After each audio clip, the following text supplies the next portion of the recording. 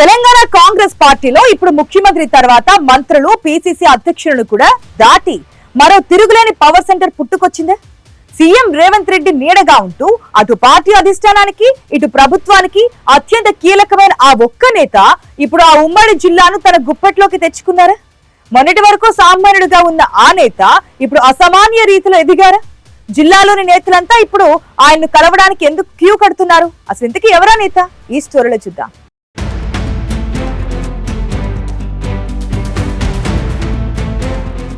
మొన్నటి వరకు సామాన్య లీడర్ గా ఉన్న నేత ఇప్పుడు తెలంగాణ కాంగ్రెస్ లో మరో పవర్ సెంటర్ గా ఎదిగారు.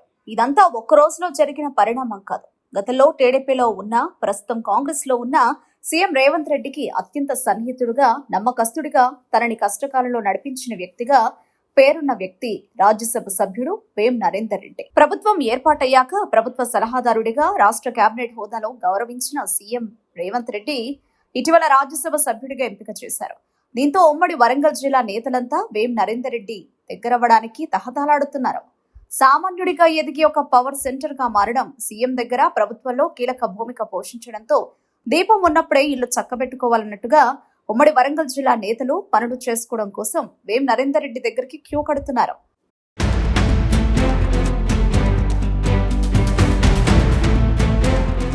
మహబూబాబాద్ జిల్లా కేసముద్రం మండలం అర్పనపల్లి గ్రామానికి చెందిన వేం నరేందర్ రెడ్డి 2001లో జెడ్పీటీసీగా ఓటమి చెందిన కృంగిపోకుండా టీడీపీలో అత్యంత కీలక వ్యక్తిగా పనిచేశారు.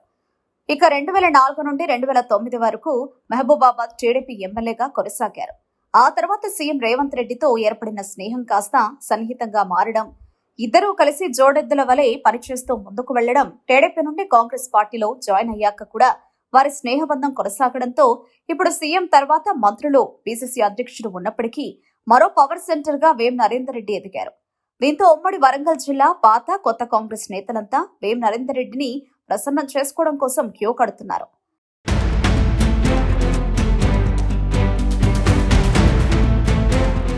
వారి పరిధిలో ఉన్న పనులు, నామినేటెడ్ పదవులు ఇప్పిస్తారని నమ్మకంతో పార్టీ క్యాడర్ అంతా కూడా వేం నరేందర్ రెడ్డి చుట్టూ ప్రదక్షిణలు చేస్తున్నారు. ఇప్పటి వరకు సీఎంకు సన్నిహితుడిగా, సలహాదారుడిగా ఉన్న వేం నరేందర్ రెడ్డి రాజ్యసభ సభ్యుడయ్యాక కొత్త పవర్ సెంటర్ గా మారే అవకాశం ఉందని, అందుకే ఉమ్మడి వరంగల్ జిల్లా నేతలంతా వారిని విశ్వసించి వారి దగ్గరకు వెళుతున్నారనేది రాజకీయ విశ్లేషకులు భావిస్తున్నారు. ఇప్పటికే ఉమ్మడి వరంగల్ జిల్లాలో 2 మహిళా మంత్రులు సీతక్క, కొండా సురేఖ ఉన్నారు. మరోవైపు ఉమ్మడి వరంగల్ జిల్లా ఇన్ఛార్జి మంత్రిగా పొంగులేటి శ్రీనివాసరెడ్డి సైతం ఉన్నారు. ఈ ముగ్గురు ఉన్నప్పటికీ కూడా పవర్ సెంటర్ గా మాత్రం వేం నరేందర్ రెడ్డి ఉండే అవకాశం ఉందని గ్రహించిన భవిష్యత్తు రాజకీయ నేతలంతా ఆయన దగ్గరకు క్యూ కడుతున్నారు. వచ్చే ఎన్నికల్లో పార్టీ టికెట్లు రావాలన్నా, పదవులు పొందాలన్నా, నామినేటెడ్ అవకాశాలు దక్కాలన్నా వేం నరేందర్ రెడ్డి కీలకమని భావిస్తున్నారు. మంత్రులు, ఎమ్మెల్యేలు, ఎమ్మెల్సీలు, పార్టీ జిల్లా అధ్యక్షులు, మాజీ ప్రజా ప్రతినిధులు సైతం ఆయన దగ్గరికే వెళుతుండడం ఇప్పుడు ఆసక్తికరమైన చర్చకు దారితీస్తోంది. వచ్చే ఎన్నికల్లో డీలిమిటేషన్, మహిళా రిజర్వేషన్ల విషయంలో మార్పులు, చేర్పులు, అవకాశాలను గుర్తించి ముందుగానే ఆ నేతతో సన్నిహిత సంబంధాలు ఏర్పరచుకుంటే తమ టికెట్ కన్ఫర్మ్ అవుతుందని భావించి వేం నరేందర్ రెడ్డిని ప్రసన్నం చేసుకుంటున్నారని చర్చ జరుగుతోంది.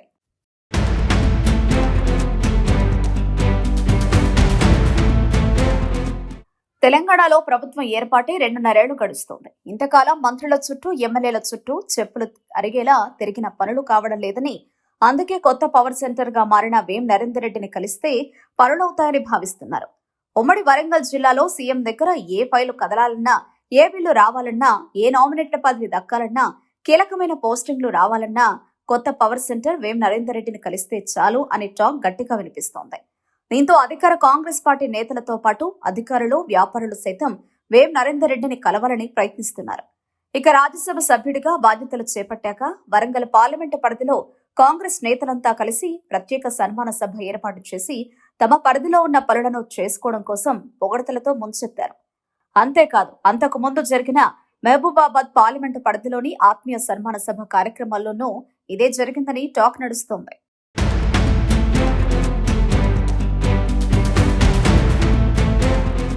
అయితే వేం నరేందర్ రెడ్డికి ఈ స్థాయిలో పవర్ పెరగడం ఒకెత్తైతే, దానితో పాటు అంతే స్థాయిలో గురుతర బాధ్యతలు, సవాళ్లు కూడా వచ్చిపడ్డాయి. తెలంగాణలో కాంగ్రెస్ 10 ఏళ్ల పాటు అధికారం కోల్పోయి ఎంతో కష్టపడి మననే సీట్లోకి వచ్చింది. కానీ గత 3 ఏళ్లుగా కేవలం టాప్ లెవెల్లో ఉన్న పెద్ద లీడర్లే పదవులు, ఫండ్స్ సర్దుబాటు చేసుకుంటున్నారు తప్ప గ్రౌండ్ లెవెల్లో లాఠీ దెబ్బలు తిన్న సామాన్య కార్యకర్తలకు ద్వితీయ శ్రేణి క్యాడర్కు నామినేటెడ్ పదవులు దక్కలేదనే తీవ్ర అసంతృప్తి జిల్లా కాంగ్రెస్ లో నివురుగప్పిన నిప్పులా ఉంది. ఇప్పుడు నయా పవర్ సెంటర్ గా మారిన వేం నరేందర్ రెడ్డి ఈ కింది స్థాయి క్యాడర్ ఆవేదనను ఎలా చల్లారుస్తారు? నామినేటెడ్ పోస్టుల భర్తీతో వరంగల్ తమ్ముళ్లకు ఎలా జస్టిస్ చేస్తారు అనేది హాట్ టాపిక్ గా మారింది. ఇన్నాళ్లు ఒక సాధారణ సౌమ్యుడైన లీడర్ గా ఉన్న వేం నరేందర్ రెడ్డి ఇకపై కూడా అదే వినయంతో క్యాడర్ ను కలుపుకొని పోతారా, లేక ఢిల్లీ పవర్ ను ఎంజాయ్ చేస్తూ లూప్ లైన్ లోకి వెళతారా అనేది తేలాలంటే మరికొంతకాలం ఆగాల్సిందే.